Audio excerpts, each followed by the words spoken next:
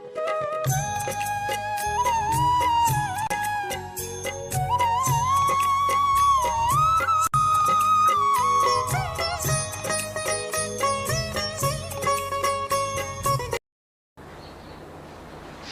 करते रहोगे, सत्संग में आते जाते रहोगे, हमेशा सत्संग करते करते सब कुछ का ज्ञान हो जाएगा। इसलिए सत्संग से जुड़े रहें।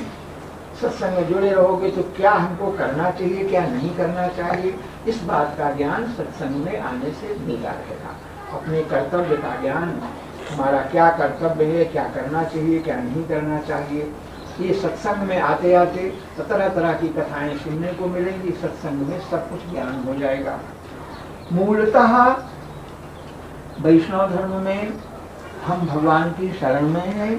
तो अहंकार का त्याग, सब प्रकार के अहंकार, मैं राजा हूँ, रईस हूँ, धनी हूँ, मानी हूँ, बलवान हूँ, रूपवान हूँ, इस तरह के जाति में उत्तम जाति का हूँ, ये सब अहंकार जो है वह छोड़ने के योग हैं। एक अहंकार, केवल हम भगवान के दास हैं, ये अहंकार नहीं छोड़ा जाएगा। जो अद्वैत वेदांत की उपासना करते हैं शंकराचार्य के, वे सब प्रकार का अहंकार छोड़ करके स्वयं ब्रह्म बनना चाहते हैं। ब्रह्मास्म कहते हैं मैं ब्रह्म हूँ। हम लोग ब्रह्म नहीं बनते हैं, हम लोग ब्रह्म नहीं हैं, हम तो दास हैं। ब्रह्म बन करके श्री कृष्ण ही हम बन जाएं, ब्रह्म बन जाएं, तो यह अपराध है। हमारे वैष्णवों में जिस तरह से वो कहते हैं कि अहम ब्रह्मास्मि, माने मैं ब्रह्म हूँ, ऐसा वो कहते हैं, तो हम इस वाक्य को इसका अर्थ, इस वाक्य को मानते हैं, महावाक्य है तो उसका दूसरा अर्थ हम लगाते हैं। लेकिन मैं ब्रह्म हूँ ऐसा नहीं कहते, मैं दास हूँ, यह हमारा भाव है। पंडित लोग कथा कहते हैं कि कन्हैया तो स्नान कर रहे थे, जमुना जी में पोशाक रखी हुई थी, मनसुख राजा ने पहन लिया श्री कृष्ण की पोशाक, श्री कृष्ण बन गए, बंसी लेकर के जंगल में टहलने लगे। इसी बीच आकर के कंस के किसी दूत ने बड़ी मार लगाई, पकड़ो यही है कृष्ण, यही है कृष्ण, यही है कृष्ण, पकड़ो पकड़ो, मैं कृष्ण नहीं हूँ, मैं कृष्ण नहीं हूँ, मैं कृष्ण नहीं हूँ। तो कौन है? मैं उनका मित्र हूँ, दास। छोड़ दो, जान दो, कृष्ण नहीं। तो कृष्ण बनने से भगवान के जब हम कृष्ण बनेंगे तो भगवान क्या है? भगवान माया के पति हैं, लक्ष्मी के पति हैं। और हम भगवान बन जाएं तो क्या माया के पति, लक्ष्मी के पति नहीं बन सकते हैं? और सृष्टि के कर्ता धर्ता हम नहीं हो सकते हैं। ईश्वर सृष्टि का करने वाला है, कर्ता धर्ता है। इसलिए न तो हम सृष्टि के कर्ता हो सकते हैं, न हम माया के पति हो सकते हैं, न हम लक्ष्मी के पति हो सकते हैं। ऐसा कहना अपराध है। इसलिए वैष्णव कभी अपने को भगवान नहीं मानता है, भगवान बनना नहीं चाहता, भगवान का सेवक बनना चाहता है। यही भाव सदा मन में रहना चाहिए। वैष्णव के लक्षण जो है वह एक दो नहीं, बहुत से बड़े बड़े लक्षण गीता भागवत रामायण में वैष्णवों के भक्तों के लक्षण बहुत लंबे चौड़े वाक्यों में कहे गए हैं। लेकिन मुख्यतया लक्षण श्रीमद् भागवत में जीवे दया नामे रुचि वैष्णवे सेवन, दया सर्वभूतेषु, प्राणियों पर दया करना चाहिए। दया में सब धर्म आ जाते हैं। जिसके हृदय में दया होगी तो वह किसी की चोरी नहीं करेगा, क्योंकि चोरी कर लेगा तो उसको कष्ट होगा।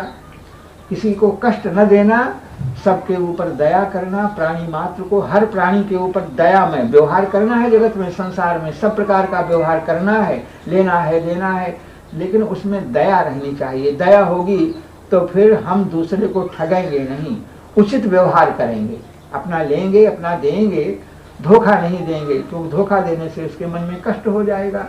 इसलिए दया पूर्वक सबके साथ में व्यवहार करना एक वैष्णव का मुख्य कर्म यह है। किसी के साथ भी, किसी जीव के साथ में व्यवहार करते समय और मन में दया रहनी चाहिए हमारे व्यवहार से, और किसी को कष्ट न हो जाए, बिना कारण कष्ट न हो जाए। चलते फिरते पैर के नीचे दब करके जीव मर जाते हैं, तो वह अनजान में जो ऐसा हो जाता है, अपराध हो जाता है, तो सायंकाल को, प्रातः काल को भगवान को नमस्कार करने से, कीर्तन करने से वह अपराध दूर हो जाता है। जानबूझ करके हत्या नहीं करनी चाहिए, और अनजाने जो हो जाती है तो भगवान का नाम लेने से, प्रणाम करने से, कीर्तन करने से, स्नान करने से वह हत्या जो है, अपराध दूर हो जाता है।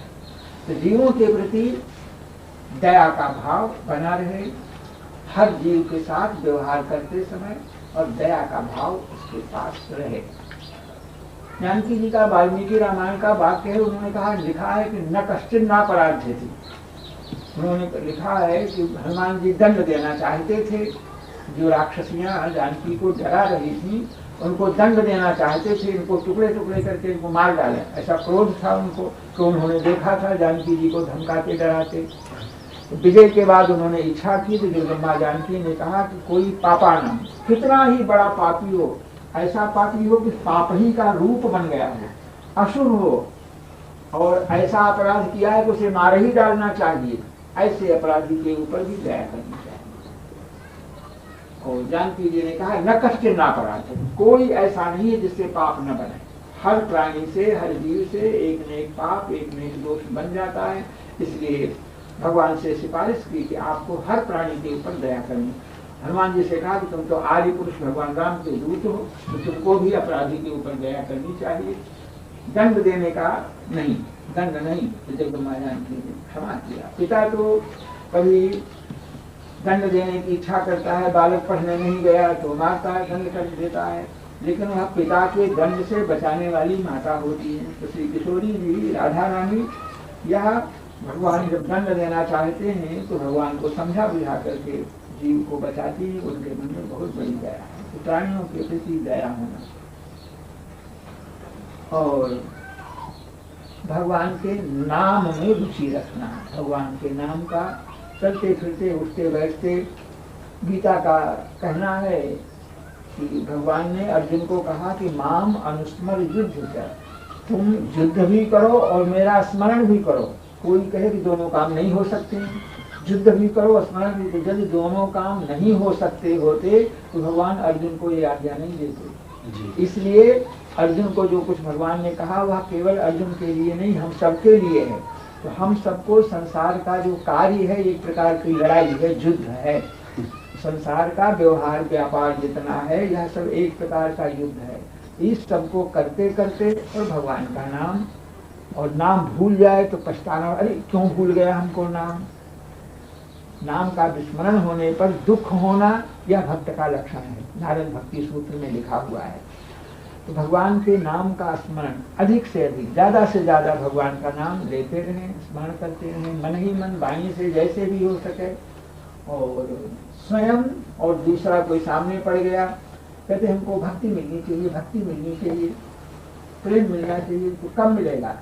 स्वयं जब तुम प्रेम का दान करोगे, भक्ति का दान करोगे तो तुमको भक्ति मिलेगी। भक्ति का दान क्या है? सामने कोई पड़ गया, श्री कृष्ण का नाम किया, जय श्री कृष्ण, जय सीताराम, जय राधे श्याम कहोगे तो आपने समझो भगवान के नाम का दान किया। नाम का दान किया तो नाम का दान भक्ति का दान हुआ, तो आपको भक्ति मिलेगी। इस तरह से दूसरे लोगों पर प्रभाव भी पड़ेगा और दान करने से वस्तु मिलती है। आज हम दरिद्र क्यों हैं? हमने पूर्व जन्म में दान नहीं किया था, इसलिए दरिद्र हैं। अब दान जिन्होंने किया है वो धनी मानी है, तो आप भक्ति का दान करेंगे तो आपको भक्ति मिलेगी। कथा का, कीर्तन का आयोजन करना, भगवान के नाम का प्रचार करना, स्वयं नाम का स्मरण करना और दूसरे के द्वारा भी भगवान के नाम की याद दिलाना, यह ऐसा जो कोई करता है तो नाम का दान करता है, उसके हृदय में भक्ति आ जाती है। नारद जी ने भागवत के महात्म्य में, नारद जी ने प्रतिज्ञा किया कि मैं भक्ति का प्रचार घर घर में करूंगा। तो भक्ति देवी ने प्रतिज्ञा किया कि मैं तुम्हारे हृदय में निवास करूंगी, तुम्हारे हृदय को छोड़ करके नहीं जाऊंगी। नारद ने भक्ति का प्रचार करने के लिए कसम खाई, प्रतिज्ञा किया, गेहे गेहे जने जने, घर घर में, जन जन में दूसरे धर्मों का तिरस्कार करके और आपकी स्थापना करूंगा, भक्ति का प्रचार करूंगा। जब ये प्रतिज्ञा नारद जी ने की तो भक्ति देवी ने प्रतिज्ञा की कि मैं तुम्हारे हृदय में रहूंगी, कहीं छोड़कर नहीं जाऊंगी। इस तरह से जो भक्ति का प्रचार करता है, भक्ति की प्रेरणा देता है, भक्ति के प्रचार की तरह तरह की प्रेरणा होती है। हमारे हरंग जी के मंदिर में ब्रह्मोत्सव होता है, रथ का मेला, तो और सब जो कुछ होता है, कथा कीर्तन और ये सब तो ठीक है, ये सवारी निकलती है, कभी हाथी पर, कभी हनुमान जी के ऊपर, कभी कल्प वृक्ष, तरह तरह की झांकियां रोज निकलती हैं। लेकिन एक दिन आतिशबाजी होती है। आतिशबाजी में 10-5 मन बारूद में आग लगा दी जाती है और बारूद में आग लगने से वायुमंडल दूषित हो जाता है। बारूद में फूंकना ये कोई भगवान की भक्ति नहीं है।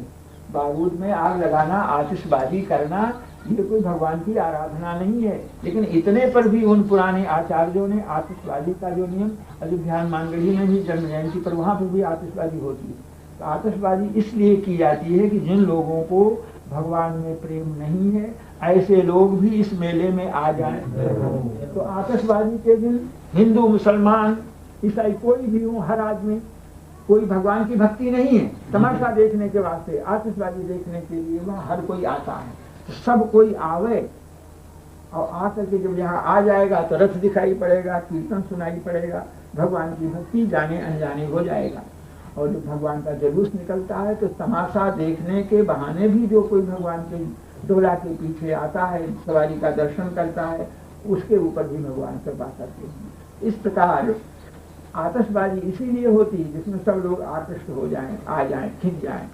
तो जो अज्ञानी जीव हैं, जो भगवान का नाम नहीं लेते हैं, उनको चरणामृत दे करके आरती में घंटी बजाई जाती है, आ जाती है, आती बात प्रसाद बढ़ता है। तो कितने लोग बालक आ जाएंगे, प्रसाद मिलेगा, कितने लोग दर्शन करेंगे, तो इसी से भक्ति का प्रचार होता है। बचपन से ही चरणामृत लेंगे, प्रसाद मिलेगा, आरती का दर्शन करेंगे, यह भक्ति का प्रचार है। तो नाम में रुचि होना, नाम के भीतर सब धर्म, जिस तरह से दया में सभी धर्म आ जाते हैं, उसी तरह से नाम में सारी वैष्णवता आ जाती है। द्वादश भागवतों का नाम लेकर के और नभारी में अजामिल पर संग्रह निर्णय परम धर्म के जान, अजामिल का याद किया, अजामिल का प्रसंग यह परम धर्म का निर्णय है। अजामिल का भगवान के दूतों का जो संवाद है, दूतों का भगवान के पार्षदों से संवाद और दूतों का धर्मराज से संवाद, इसमें परम धर्म का निर्णय हुआ है। और परम धर्म का निर्णय क्या है? यही हुआ कि अजामिल ने नारायण भगवान का नाम लिया, नाम नहीं लिया था, नाम तो अपने लड़के का लिया था। अजामिल ने भगवान का नाम नहीं लिया, अपने लड़के का नाम लिया। तो नाम का आभास उसमें था, नाम नहीं था, नाम का आभास था। तो नामाभास मात्र से पार्षद आ गए, अजामिल को छुटकारा मिल गया, संकट से छूट गया। यह नाम की महिमा ऐसी है, यह परम धर्म का निर्णय करती है। नाम भगवान का जो है वहाँ अधिक से अधिक दिया जाए। और तीसरा, जीव पर दया, नाम में रुचि, दया सर्वभूतेषु। और एक वैष्णवे सेवन, वैष्णव का सेवन करना। वैष्णव शब्द बड़ा व्यापक है। हम कृष्ण के हैं लेकिन हम वैष्णव हैं, हम राम के हैं, हम वैष्णव। वैष्णव शब्द जो है वह, कोई कहे कि विष्णु का भक्त वैष्णव होता है, ऐसा नहीं है। जितने राम के भक्त, नारायण के भक्त, श्री कृष्ण के भक्त, सब वैष्णव, सब अपने को वैष्णव कहते हैं ना। हम भी अपने को वैष्णव कहते हैं। तो राम कृष्ण का कोई भेद नहीं है। राम कृष्ण नारायण सबके भक्त जो है अपने को वैष्णव कहते हैं। और सबका गोत्र अच्युत होता है। जो भगवान की शरण में चले जाते हैं तो वह गांव घर के व्यवहार में तो जो गोत्र घर का है वही रहेगा। गांव घर में जहाँ शादी करनी है तो गोत्र का विचार करना होगा, तो घर का जो गोत्र है वही काम आवेगा। लेकिन इसके बाद हम अच्युत गोत्र के हैं। अच्युत नाम भगवान श्री कृष्ण का है। अच्युत उसको कहें, च्युत माने होता है जो गिर गया, और अच्युत का अर्थ होता है जो गिरे नहीं, जिसका पतन नहीं होता है, जो कभी गिरता नहीं है, उसका नाम अच्युत है। तो अच्युत गोत्र है। वैष्णव का जितने लोग हो जाते हैं सबका गोत्र अच्युत है। अच्युत गोत्र होने से अपना अच्युत गोत्र के हम हैं, श्री कृष्ण के हम दास हैं, यह समझना चाहिए। वैष्णवेर सेवन, तो जितने अच्युत गोत्री हैं, जैसे हमारा अच्युत गोत्र है, सारे लोगों का अच्युत गोत्र है। कैसे? जिन लोगों ने कंठी बांध लिया, तिलक लगा लिया, श्री कृष्ण के बन गए, दीक्षा ले लिया, वो तो अच्युत गोत्र के है ही नहीं, इसमें कोई संदेह नहीं। जो वैष्णव बन गए हैं वो अच्युत गोत्र के हैं, इसमें कोई संदेह नहीं। तो अच्युत गोत्री जो लड़ाए, नवगुण तोड़ नूपुर गयो, महत सभा मधिरास गए। कोई बच्छ कच्छ सूकर नरहरि की सेवा करता था, लेकिन हरि राम जी व्यास अच्युत गोत्री लड़ाए। हरि राम जी व्यास वृंदावन के महान संत, जिनके ठाकुर दिगुल किशोर हैं, उन्होंने अच्युत गोत्रियों को प्यार किया, अच्युत गोत्रियों की सेवा की। जिनका गोत्र अच्युत है अर्थात वैष्णव है, जो भगवान के भक्त हैं, उनकी सबकी उन्होंने सेवा की। तो संत की सेवा करना, तो जब हम अच्युत गोत्र के हैं, हम वैष्णव हैं, और अब दूसरा अच्युत गोत्र न हो गया, वैष्णव हो गया, तो हमारा भाई हो गया। तो हम इसलिए अपने को अपने भाई को अच्युत गोत्रीय मान करके उनकी सेवा करना, उनका सत्कार करना, सम्मान करना, आदर उनका करना। लालाचार्य जी थे तो कहा कि हमारे सम भगवान ने, गुरुदेव ने कहा कि भगवान के सामने समान मानना वैष्णव का नहीं बनेगा, तो मेरे समान मानना तो नहीं बनेगा, तो चलो भाई के समान मानना। जितने वैष्णव लोग हैं उनको अपना भाई के समान मान करके उनका आदर करना।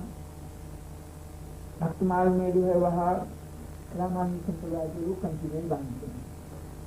और नाभाजी ने लालाचार्य का चरित्र लिखा कि मालाधारी मृतक नदी में आया, तो इसीलिए रामानुज संप्रदाय का चरित्र लिखा।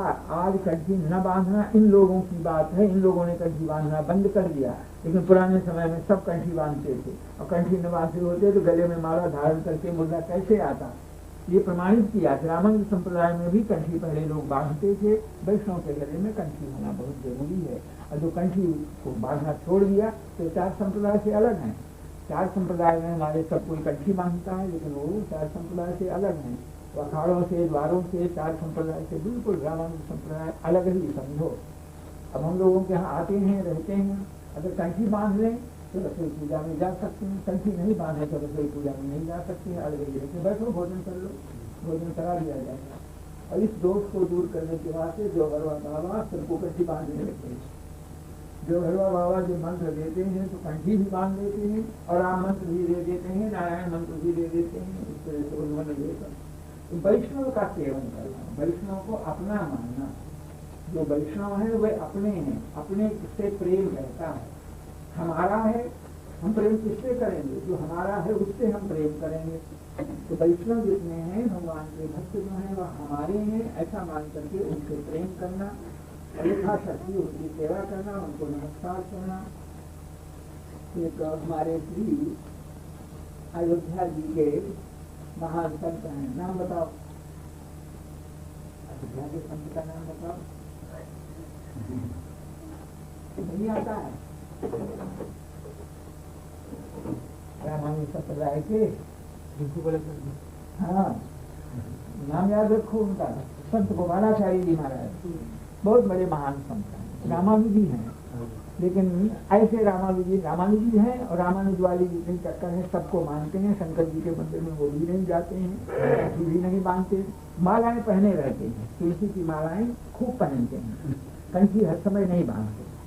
तो उनका कहना है कि यह जीव जो जन्म लिया, इससे यह पैदा हुआ, यह जन्मजात ही वैष्णव है, जन्म से ही यह वैष्णव है। क्या पहचान है इसकी वैष्णव में, तो ये उंगली के जो पोट होते हैं इनमें शंख चक्र के चिन्ह बने हुए, जितने हर, चाहे हिंदू हो, मुसलमान हो, ईसाई हो, कहीं भी वो पैदा हुआ तो हर मनुष्य के इन उंगलियों में चक्र के और शंख के चिन्ह बने रहते हैं। गोल गोल चिन्ह रह करके जो मिल जाए वह तो होता है चक्र, और जो खुल जाए, खुला रहे, वह होता है शंख। तो 10 शंख किसी के घुमाए अंगुलियों में 10 शंख रहते हैं तो महान योगी होता है, और 10 चक्र होते हैं तो बड़ा भारी चक्रवर्ती सम्राट होता है। कुछ चक्र रहते हैं, कुछ शंख रहते हैं हर प्राणी के। तो ये शंख चक्र सूचित करते हैं कि तुम वैष्णव हो, जन्म जाते ही वैष्णव हो। वैष्णव बनोगे तो सृष्टि जितनी है यह विष्णु भगवान की सृष्टि है, और सारी सृष्टि वैष्णव है। सृष्टि कैसे भाई, भागवत की कथा सुनोगे, सुनते हो तो उसमें भगवान से सृष्टि भई, भगवान से सृष्टि भई, तो भगवान से सृष्टि भई तो सारा संसार वैष्णव है, सब कुछ वैष्णव है, वैष्णवता से कुछ भिन्न नहीं है। इस तरह से वैष्णवता को व्यापक मान करके और वैष्णवता की व्यवस्था रहना चाहिए। थोड़ी सी बात आपको बता दी गई। मुख्य बात ये है कि नित्य अपना जो मंत्र है, भगवान श्री कृष्ण का जो नाम है, स्नान करने के बाद यथासंभव मुख्यतया मंत्र में जितने नाम रहते हैं उतने माला जरूर होना चाहिए, जितने अक्षर हैं उसमें उतने माला जपना चाहिए। और उतना संभव नहीं है तो एक माला होना चाहिए, और कभी संभव मिल जाए, हो जाए तो 10,000 20,000 अनुष्ठान करने के लिए बैठ जाओ, ज्यादा से ज्यादा जब करो, कम से कम 10 प्रकार कर लो, लेकिन संस्कार छूटना नहीं चाहिए, बिल्कुल छूट जाए और हम मंत्र जप नहीं करें। और मान लिया कभी ऐसा अवसर आ जाए कि हमको नहाने के लिए योग्य हम नहीं है, स्नान न कर सकें, गाड़ी में बैठे हैं, चल रहे हैं, स्नान नहीं कर सकते, तो बिना स्नान किए ही गंगा जमुना का ध्यान करो और ध्यान करने के बाद भगवान का मंत्र जप लो, नाम जप लो, मंत्र जप लो। सुबह जप का संस्कार, तिलक लगाने का अवसर नहीं तो मैंने बताया कि जल से ही तिलक लगा लो। केवल तुलसी गोपी मृतिका, तुलसी रहना और गोपी चंदन से तिलक करना, ये वैष्णव के नाम। वैष्णव के लक्षणों में भगवान का नाम माने अपने से भगवान भगवत संबंधी नाम और मंत्र और पुण्य और गोपी चंदन, तात्पर्य गोपी चंदन से तिलक, तुलसी गोपी मृतिका, ये वैष्णव के लक्षण है। लक्षण जो है वह भीतर और बाहर दो तरह के होते हैं। भीतर तो भगवान में प्रेम है या भीतर का लक्षण है, और बाहर का लक्षण है तिलक बांध दिया, कंठी कर लिया। तो बाहरी लक्षणों की अपेक्षा भीतर का लक्षण जो है वह ज्यादा है। अंतर्दृष्टि की कथा सुनते हैं समाज में, तो मुंह से भगवान का नाम कभी नहीं लेता, कभी पूजा नहीं करता, कभी सत्संग में नहीं जाता, लेकिन मन ही मन भगवान का नाम लेता था, तो वह भी वैष्णव था। तो जिन लोगों के मत्थे पर तिलक नहीं है, कंठी नहीं है, वे वैष्णव नहीं है ऐसा नहीं। हमको सब किसी के हृदय में भगवान के प्रति कितना प्रेम है हम क्या जाने। हमको वह दुष्ट दिखाई पड़ रहा है, चाहे नीच दिखाई पड़ रहा है, उसके कर्म ठीक नहीं है भले, लेकिन किसी के हृदय के भीतर घुस करके हम उसके प्रेम को नहीं समझ सकते। हो सकता है उसके हृदय में प्रेम हो, इसलिए किसी भी प्राणी का तिरस्कार नहीं करना चाहिए। वैष्णव सब सारा संसार वैष्णव है, ये बातें हैं। आगे 5 बात बताइए। माँ जी को स्पष्ट नहीं चलते। हाँ तो 5 हो गया, 5 संस्कार बता दिए ना, 5 संस्कार जो हैं वो बता दिए। 5 में सबसे पहला नाम होता है 1, और ये तिलक हुआ 2, कंठी हुआ 3, और अपना भगवान से संबंधित नाम रामदास कृष्णदास, शंख चक्र की छाप, ये 5 बातें हैं। 5 बातों से वैष्णव होता है। और ये तो और शरणागति जो होती है वह 6 प्रकार की होती है। शरणागति 6 प्रकार की है। सबसे पहली बात है कि भगवान के अनुकूल रहना, भगवान के अनुकूल रहना, अपने इष्ट देव भगवान जो है उनके अनुकूल रहना। भगवान झूठ नहीं बोलते हैं तो हमको झूठ नहीं बोलना चाहिए। भगवान जो है अपने पिता माता में भक्ति करते हैं तो हमको पिता माता में भक्ति करनी चाहिए। इस तरह से भगवान के जो अनुकूल है, सती साध्वी पतिव्रता के ऊपर भगवान संतुष्ट होते हैं, तो हमको अपने पति की सेवा करना चाहिए। पति की सेवा करने वाले को भगवान को ढूंढने नहीं जाना पड़ता है, पतिव्रता के समीप भगवान अपने आप आ जाते हैं। बड़ा विकट दृष्टांत है वृंदा का, जालंधर का। जालंधर दैत्य था, दुष्ट था, महापापी था, तरह तरह के पाप करता था, लेकिन उसकी पत्नी जो थी सखी साध्वी पतिव्रता थी। पतिव्रता होने से उसको उसकी मृत्यु नहीं हो रही थी, तो भगवान को वह नहीं चाहती थी भगवान मेरे पास आवे, लेकिन जबरदस्ती भगवान छल कपट करके उसके पास पहुंच गए। तो पतिव्रता भगवान को न बुलावे तो भी भगवान जबरदस्ती उसके पास पहुंच जाए। यह पतिव्रता का महत्व है। इस तरह से जो भगवान के अनुकूल है उसको करने के लिए संकल्प करना, हम ऐसा करेंगे, सत्य बोलेंगे, चोरी नहीं करेंगे। इस तरह के जो लक्षण है जिनसे भगवान प्रसन्न होते हैं उनको स्वीकार करना चाहिए। अपराधपूर्ण वर्जन, प्रतिकूलता का वर्जन करना चाहिए। किसी भी जीव की हिंसा, भगवान को जो प्रिय नहीं है वह काम नहीं करना, भगवान को जो प्रिय है वह काम करना। और ये विश्वास अपने मन में रखना कि भगवान हमारे रक्षक हैं, भगवान हमारी रक्षा करेंगे, ये अपने मन में विश्वास रखना। जिस तरह से कन्या जब तक अपने घर में रहती है तो उसका गोत्र पिता का गोत्र रहता है, और विवाह हो जाने के बाद वह पति के गोत्र से गोत्री हो जाती है। तो इसी तरह से वैष्णव हो जाने पर अच्युत गोत्र हो गया, भगवान के हो गए, तो हम जिसके हो गए वह हमारी रक्षा करेगा। विश्वास रहना चाहिए भगवान हमारी रक्षा करेंगे। हमारा घोड़ा है, घोड़े को हम खिलाते पिलाते हैं, और घोड़े को हमने बेच दिया, दूसरे को दे दिया, तो अब घोड़े से हमारा कोई संबंध नहीं रह गया। जिसने खरीदा वह घोड़े का पालन करेगा, उसको खिलाएगा पिलाएगा, उसकी जिम्मेदारी हो गई। तो इसी तरह से श्री कृष्ण की शरण में जाने पर भगवान की रक्षा की जिम्मेदारी हो जाती है। हमको विश्वास रहना चाहिए भगवान हमारे रक्षक हैं, भगवान हमारी रक्षा करेंगे। रक्षिष्यति इति विश्वास, भगवान रक्षा करेंगे। और रक्षा करने के वास्ते भगवान का वरण कर लेना, जिस तरह से कन्या पति का वरण करती है उस तरह से रक्षा के लिए भगवान को हम वरण कर लें, भगवान को स्वीकार कर लें। और तार पड़ने, मन में दीनता, दैन्य जो है उससे भगवान संतुष्ट होते हैं। अहंकारी मनुष्य में दीनता नहीं आती है। तो भक्तों के प्रति संसार के काम के वास्ते दीनता दिखाना, चापलूसी करना, उसकी कोई महिमा नहीं है। भगवान के भक्तों के साथ भगवान के प्रति दीन रहना, दैन्य भाव को, दैन्य के ऊपर भगवान प्रसन्न हो जाते हैं। इसीलिए जितने भक्त हैं सबकी दीनता देखो, जितने शिवदास, तुलसीदास आदि जितने धर्म हैं इन सबके पर बड़े भारी दीन। प्रभु मैं सब पतितों को टीको, शिवदास ने कहा जितने पतित हैं सब में टीका, सबसे बड़ा पतित मैं हूँ। प्रभु मैं सब पतितन में नामी, तुलसीदास के पद हैं। और नाभाजी का दैन्य जो है वह सबसे बहुत विचित्र है।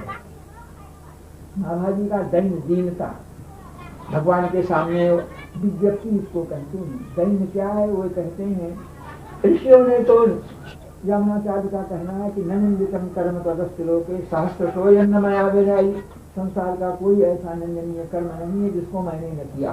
तमाम जाने कितने निंदनीय कर्म किए, अब आपकी शरण में आप मेरी रक्षा करो।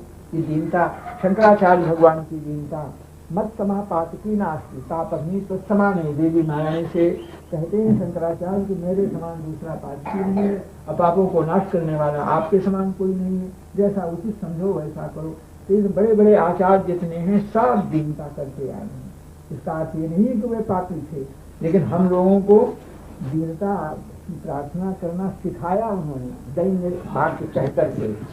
नाभाजी का दैन्य, नाभाजी कहते हैं कि हे भगवान पातन ही हो पतित पावन, तुमको सब लोग पतित पावन कहते हैं। भगवान पतित पावन है, जो पापी है, गिर गया है। पतित माने गिरा हुआ, तो पतित को पवित्र करने वाले हो, गिरे को उठाने वाले हो।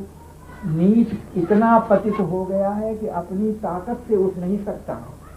एक तो गिर कर उठ जाता है, लेकिन एक ऐसा गिरता है कि इतना नीचे गिर गया है, इतना नीचे गिर गया है कि वह उठ नहीं सकता। पतित जो है हो गया है वह उठ नहीं सकता है। तो ऐसे पतितों को भी पवित्र करने वाले ये भगवान हैं, ठाकुर जी हैं, भगवान के भक्त हैं। पतितानां पावनेभ्यो वैष्णवेभ्यो नमो नमः। भगवान के भक्त और भगवान में पतित पावन है। नाभाजी कहते हैं कि पतित पावन तुम्हारा नाम लोगों ने रख दिया है, लेकिन सच्चा नहीं मालूम पड़ रहा है। बात ही बातों में तुम पतित पावन बन गए हो, और तुम पतित, भगवान पूछेंगे तो फिर मैं कैसे पतित पावन बन सकता हूँ, कैसे तुम समझोगे। तो नाभाजी कहते हैं कि मोसे काम परे जानोगे, हमसे काम पड़ेगा, हमको यदि पाप पवित्र कर दोगे तब हम तुमको पतित पावन मानेंगे। हमको पवित्र करो तब हम पतित पावन मानेंगे तुमको। अभी तो बातें बातों में लोगों ने पतित पावन तुमको कह रखा है, बड़ी तुम्हारी बड़ाई हो गई है। कैसे, जैसे एक आदमी को बड़ा बहादुर है, बड़ा बहादुर है, बड़ा बहादुर है, बड़ा वीर है, कोई बड़ाई करे और कभी वो लड़ाई में लड़ने गया नहीं, लड़ाई लड़ने गया नहीं, लड़ाई में कभी उसकी विजय नहीं भई, और लोगों ने उसको बड़ा वीर, बड़ा योद्धा कह लिया। इसी तरह से तुम अभी किसी पतित से तुम्हारा पाला नहीं पड़ा है, और अब तक पतित, बहुत से पतित तुमने उधारे, बहुत से पतित उनको आपने पवित्र पावन किया, पवित्र किया। तो अब तक के जो पतित कैसे थे, सतयुग त्रेता द्वापर भू को पतितन को गति आपी, आपी ये आपकी भाषा का क्रिया है, आपी माने भी। सतयुग के, त्रेता के, द्वापर के पतितों को आपने सदगति प्रदान की, और हम कलयुग के पापी। वे पापी सतयुग त्रेता द्वापर के थे, इतने बड़े पापी नहीं थे, हम कलयुग के पापी हैं।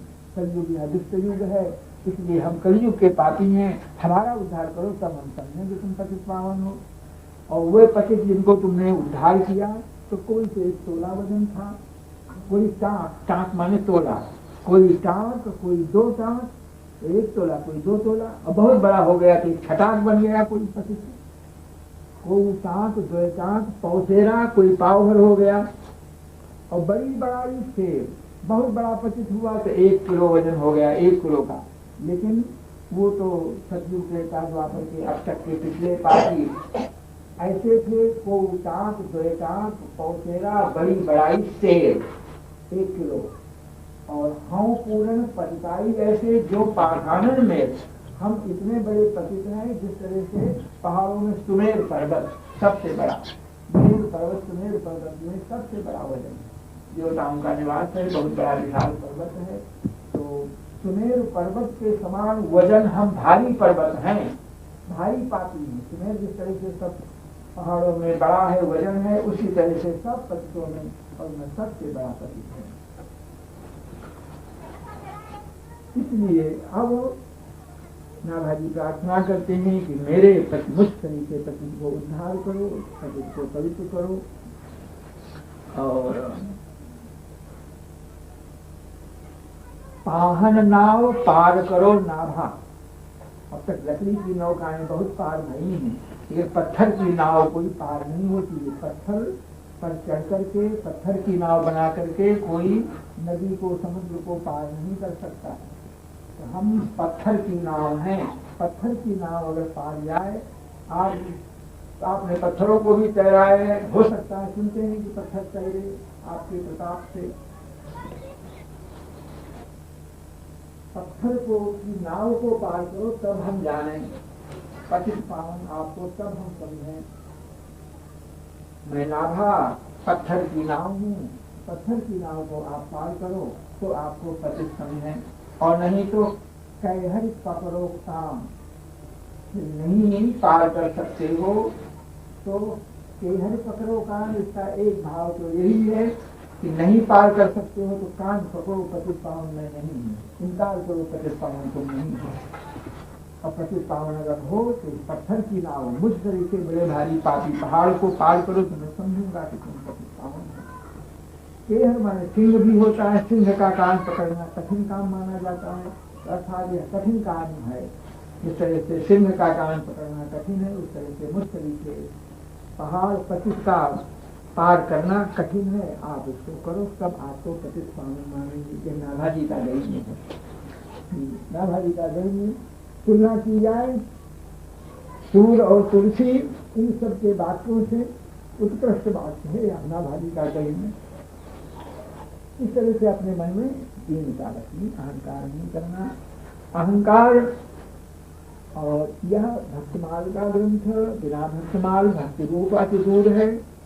भक्तमाल के पढ़ने से सबसे बड़ा लाभ यही है कि अहंकार दूर हो जाता है।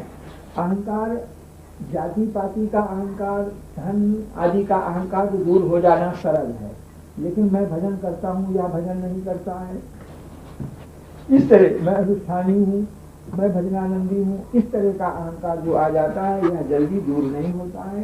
भक्तमाल को कोई नाम जपने लग जाए और अपने कहे कि मैं नाम जपता हूँ, नाम जप का अहंकार करे कि मैं नाम जपता हूँ और ये नहीं जपता है, और जब वह भक्तमाल की कथा सुनेगा तो यवन हरिदास की कथा सुनेगा, जो 24 घंटे में 20 घंटे तक भगवान के नाम का कीर्तन करते थे। यवन हरिदास, उनकी कथा को सुन करके अहंकार दूर हो जाएगा कि मैं क्या चीज हूँ, वो थे। इस तरह सब तरह की कथाएं, जितनी कथाएं हैं, चाहे संत सेवा की हो, नाम जप की हो, पूजा की हो, जितनी किसी भी तरह से वह करता होगा कोई भजन, और जो भक्तमाल को सुनेगा तो उसके मन में अहंकार नहीं रहेगा, अहंकार दूर हो जाएगा। इसीलिए सबसे आरंभ में प्रियादास जी ने श्रद्धाई फुले उबटलो श्रवण कथा मैल अभिमान अंगन छुड़ाइए। भक्ति के अंग में जो मैल आ गया है, मैल माने अहंकार, उस अहंकार को अंग प्रत्यंग से अहंकार को छुड़ा देना, यह सत्संग का और भजन का मुख्य उद्देश्य। अहंकार निवृत्ति हो जाना, अहंकार जब निवृत्त हो जाएगा तब भगवान की भक्ति प्राप्त होगी। जिस हृदय में अहंकार ज्यादा से ज्यादा अहंकार भरा है तो वहां न तो ज्ञान होगा न भक्ति होगी, और धीरे धीरे अहंकार कम होता जाएगा तो ज्ञान भक्ति होती जाए। बिल्कुल अहंकार नहीं रह जाएगा तो पूर्ण ज्ञान हो जाएगा, पूर्ण भक्ति हो जाएगी। अहंकार ज्ञान भक्ति में सबसे बढ़ करके बाधक है। और दूसरी बात एक आप लोगों को याद रहना चाहिए, लिख लेना, मदन गोपाल शरण तेरी आयो। इस पद को आप लोग लिख लेना, इन सबको आता है, ये सब लोग गाते हैं सबको। यह भगवान की शरणागति का और पद है। मदन गोपाल शरण तेरी आयो, चरण कमल की सेवा दीजिए और अपना सेवक मान करके घर में रखिए। सेवक कैसे? एक सेवक तो ऐसा है कि हमने बुला लिया, हमारा काम करो, हम तुमको तनख्वाह देंगे, नौकरी देंगे। एक सेवक ऐसे होते हैं, लेकिन उस तरह का सेवक मैं नहीं हूँ। मैं कैसा सेवक हूँ? तो घर में पैदा हुआ सेवक। पुराने जमाने में ब्याह होते थे तो राजा लोग दास दासियों को देते थे, दहेज में दास दासी देते थे। तो दास दासी जब आते थे तो उनका पालन पोषण वो राजा करता था, और उसमें जो पैदा होते थे वो दास ही पैदा होते थे। लड़की पैदा होती चाहे लड़का पैदा होता तो उनकी जिम्मेदारी खाने पीने की सारी जिम्मेदारी राजा की होती, और वो सब सेवा जो है वह राजा की करते थे। तो घर में पैदा हुआ सेवक, बिना तनख्वाह का सेवक, हम घर में आपके पैदा हुए सेवक हैं।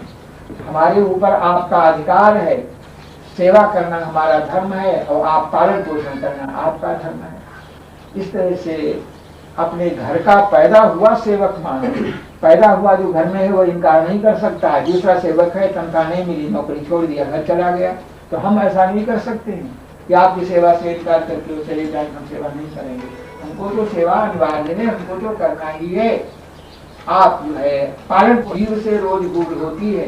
ईश्वर अपने कर्तव्य का पालन हमेशा करता है, कभी भूल नहीं करता। तो आप तो भूल नहीं कर सकते हो, हम सेवक हैं, हम भूल करें तो आपको क्षमा करना चाहिए। और हम आपके घर जाए, घर जाया, घर में पैदा हुआ सेवक मान करके अपनी शरण में हमको रखो। इस तरह से इस पद को याद रखोगे, पद अंत में आएगा, जम डरपो जब दास कहायो। अपने को दास मानोगे तो जमराज डर जाएगा, आपके समीप नहीं आएगा। इस तरह से यह सत्संग हो गया। श्री वृंदावन बिहारी लाल की जय, सदगुरुदेव श्री पंडित जी महाराज की जय, कुमारी जी महाराज की जय, सब संतन की जय। जय जय श्री राम। श्रीनाथ नारायण वासुदेव, श्रीनाथ नारायण वासुदेव, श्रीनाथ नारायण वासुदेव, श्रीनाथ नारायण वासुदेव, श्रीनाथ नारायण वासुदेव। श्री कृष्ण गोविंद हरे मुरारी, श्रीनाथ नारायण वासुदेव, श्री कृष्ण गोविंद हरे मुरारी, श्रीनाथ नारायण वासुदेव, श्रीनाथ नारायण वासुदेव, श्रीनाथ नारायण वासुदेव, श्रीनाथ नारायण वासुदेव, श्रीनाथ नारायण वासुदेव। श्री कृष्ण गोविंद हरे मुरारी, श्रीनाथ नारायण वासुदेव, श्री कृष्ण गोविंद हरे मुरारी, श्रीनाथ नारायण वासुदेव, श्रीनाथ नारायण वासुदेव, श्रीनाथ नारायण वासुदेव, श्रीनाथ नारायण वासुदेव, श्रीनाथ नारायण वासुदेव। श्री कृष्ण गोविंद हरे मुरारी, श्रीनाथ नारायण वासुदेव, श्री कृष्ण गोविंद हरे मुरारी, श्रीनाथ नारायण वासुदेव। परम पूज्य गणेश शास्त्री महाराज की जय, विभक्त हमारे जी महाराज की जय। जय श्री राधे। अब कभी नहीं कहेंगे, अब आप दीक्षा दीजिए, आपसे कभी नहीं कहेंगे इसको दीक्षा दे दी, बस उपलब्ध है कोई दीक्षा। आखिरी दीक्षा मिली, उसके बाद पंडित जी ने किसी को शिष्य नहीं बनाया। यह सौभाग्य भी ध्यान दिया जाना।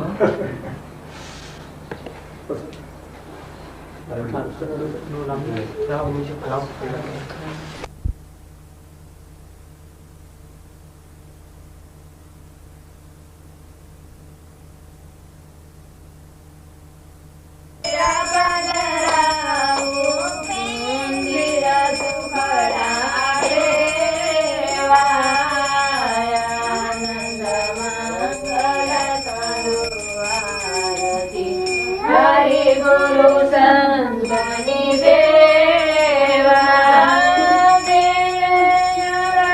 तुलसी नो प्यारो उदारी दयामणि सेवा आनंद मंगल करो आरती हरि गुरु संतनि सेवा अपन पूजन बेमारग से पूजन मारग लेवा आनंद मंगल करो आरती हरि गुरु संतनि सेवा संत मरे तो मां सुख पामी संत मरे तो मां सुख फल करू आरती हरि गुरु संतनि सेवा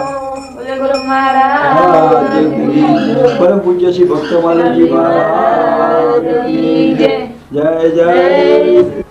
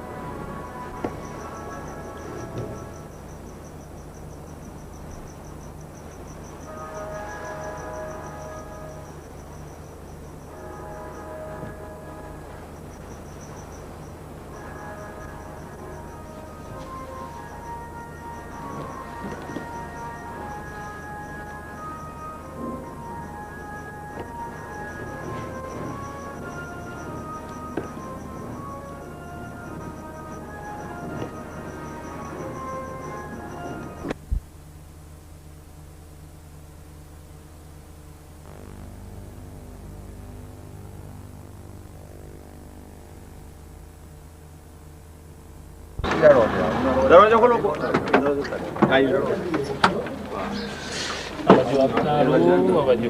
કાગળ લેજો કે પાછળ ઉતારો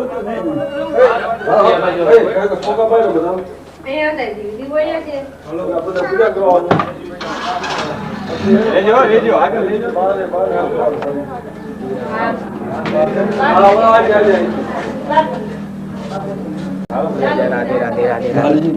એક મિનિટ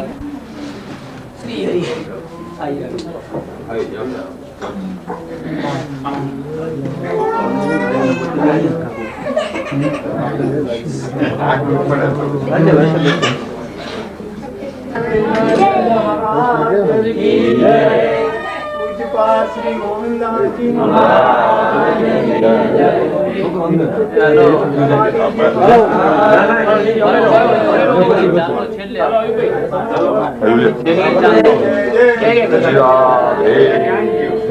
कृष्ण भाई हालो તમે હાલો कृष्ण भाई लाओ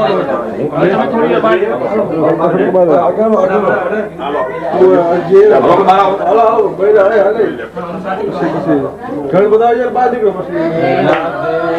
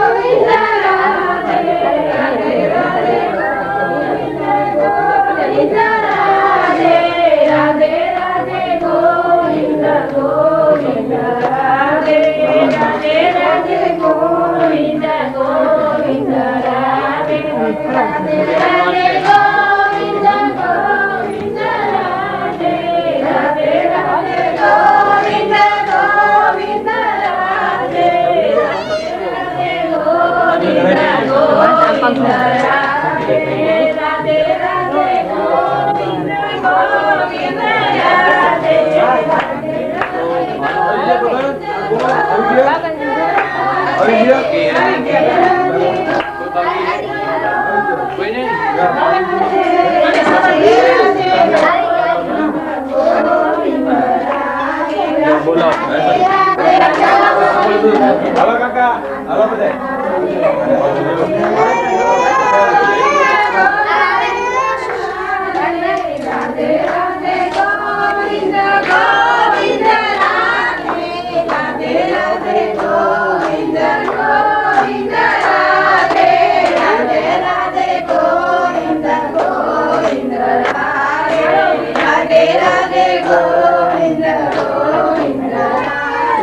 halo.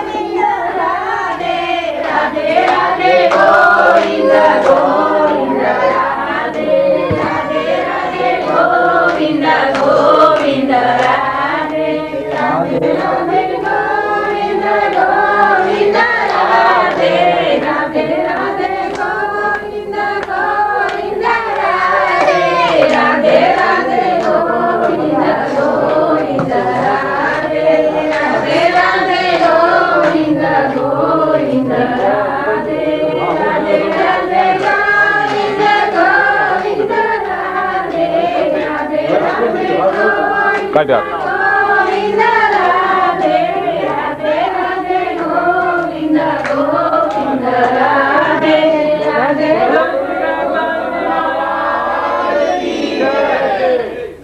વચમાં આવી જાય પણ આમ છે पूजा करो आप बता पूजा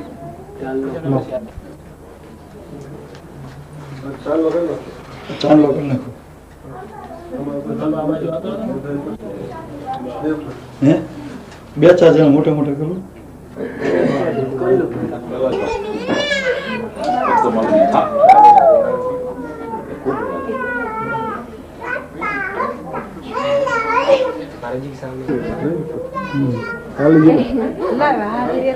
જય શ્રી આવી જાઓ જય શ્રી બરાબર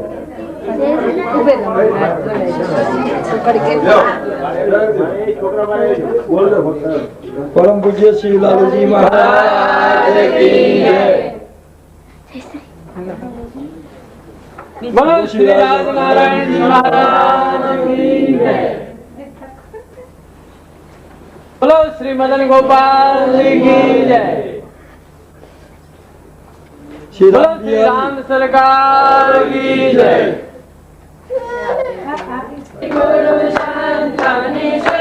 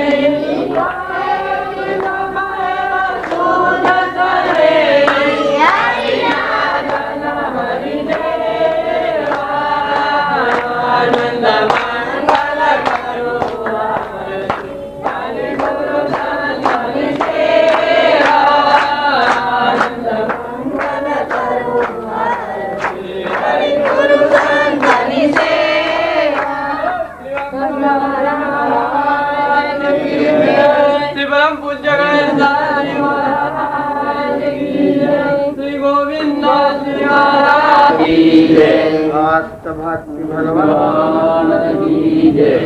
चतुर्नाम बपुए कठिन के पद बंधन के नाशय विघ्न अनेक। गोस्वामी श्री नाभाजी महाराज की जय। प्रियादास जी महाराज की जय। गुरुदेव श्री भक्तमाली जी महाराज की जय। सब संतन की जय। आराधना उपासना में नाम, रूप, लीला और धाम, यह एक चतुष्टय है। ये चार तत्व हैं और इन चारों में नाम की महिमा विशेष है। नाम, रूप, लीला और धाम, इन सबको सच्चिदानंदमय कहा गया है। सत चित आनंदमय ब्रह्म जो है वह सत स्वरूप, चित स्वरूप, आनंद स्वरूप होता है। भगवान का नाम सत है, चित है, आनंदमय है। भगवान का रूप भी सच्चिदानंदमय है। भगवान की लीला सच्चिदानंदमयी है। भगवान का धाम सच्चिदानंदमय है। चारों सच्चिदानंदमय हैं। इतने पर भी भगवान के नाम की महिमा विशेष है। विशेषता का कारण एक है सौलभ्य है। सौलभ्य माने सुलभ। जितना भगवान का नाम हमारे लिए सुलभ है उतना रूप सुलभ नहीं है। नाम की अपेक्षा और दूसरे भगवान के स्वरूप सुलभ नहीं है। तो भगवान स्वयं सौलभ्य है। सौलभ्य के कारण नाम की महिमा विशेष होती है। दूसरा रूप। रूप जो है वह नाम के अधीन रहता है। हजारों लोग बैठे हैं, उनमें से जिस किसी का नाम लेकर के हम बुलावें वह आ जाएगा। इसका अर्थ यह हुआ कि नाम के अधीन नामी रहता है। नामी सदा नाम के अधीन है। भगवान भी अपने नाम के अधीन रहते हैं। नाम लेकर के जो कोई भगवान को पुकारता है तो नाम के अधीन होने से भगवान वहाँ पर आ जाते हैं। नाम के अधीन और नामी रहा करता है, यह एक सिद्धांत है। पुनः भगवान का नाम जो है वह उसका उच्चारण करते करते भक्त लोग सिद्ध हो जाते हैं। भगवान का नाम सच्चिदानंदमय है, जैसे राम यह नाम है। और गीता में ओम इत्येकाक्षरम ब्रह्म, ओम को एकाक्षर ब्रह्म कहा गया है। और उसी तरह से ओम का पर्याय जो है वह राम है। ओम जो है वह सगुण साकार और निर्गुण निराकार दोनों का पर्याय है। राम भी जो है वह सगुण साकार का पर्याय है और निर्गुण निराकार का पर्याय है। राम शब्द भगवान के पास रहेंगे तो उतना अधिक भगवान की महिमा समझ में आएगी। तो नाम की महिमा तब समझ में आएगी जब नाम का निरंतर कीर्तन करें, नाम का स्मरण करें। स्मरण करते करते, कीर्तन करते करते नाम की महिमा समझ में आएगी। संसार कैसा है, संसार को समझने के वास्ते संसार से दूर हट जाओ तो संसार समझ में आएगा। संसार कैसा है, नाशवान है, दुख देने वाला है, ये बात संसार में रहकर इसको कोई नहीं जान सकता। संसार से अलग कोई हट जाए तो संसार का गुण दोष समझ में आएगा। और भगवान का महत्व, नाम का महत्व तब समझ